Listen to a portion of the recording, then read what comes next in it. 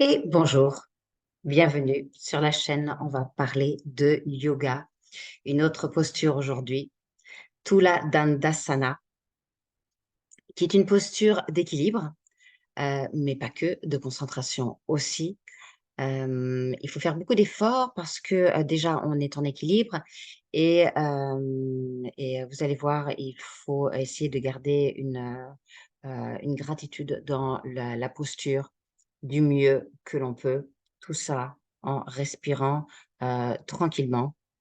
Elle se fait sur 2 sets, hein, c'est-à-dire une fois à gauche, une fois à droite, recommence une fois à gauche, une fois à droite, mais sur 10 secondes. 10 secondes, c'est tout. Les autres postures se gardent en général 30 secondes le premier set et 60 secondes le deuxième set pour lui donner un petit peu plus de force et que les cellules retiennent bien la position.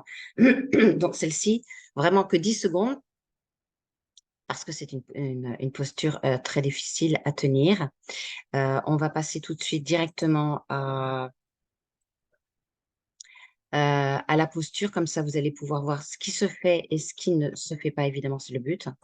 Les choses auxquelles il faut penser, je vais enlever les commandes flottantes. Et c'est parti. Donc, vous commencez les pieds joints, toujours, et vous mettez les bras en l'air. Alors, vraiment, vous avez les coudes très tendus et vous croisez les doigts et vous gardez les index en haut et vous croisez aussi les pouces. Et vous faites un pas en avant et vous basculez pour être vraiment comme une planche, comme le thé, tout la dandasana, pardon. Donc, comme le thé, comme ténacité. Vous voyez, je suis un petit peu comme ça. C'est compliqué. C'est la reprise. C'était mon premier cours après 3 ans de pause.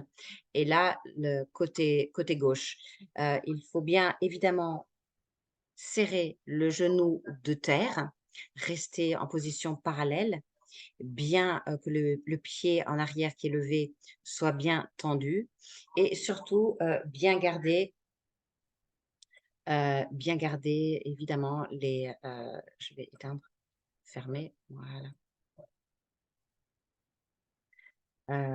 que les bras soient bien, vraiment bien fermés et faire bien attention. Vous pouvez prendre vraiment votre force ici en ayant les doigts vraiment serrés.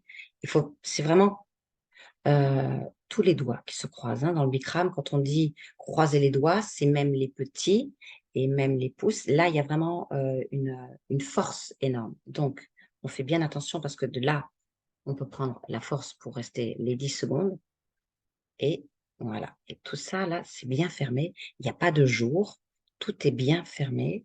Les épaules, elles sont évidemment loin des oreilles et les coudes sont tendus. Donc là, on a une belle position déjà et vous restez bien comme ça et vous pensez bien sûr au genou de terre, ça c'est pas une option.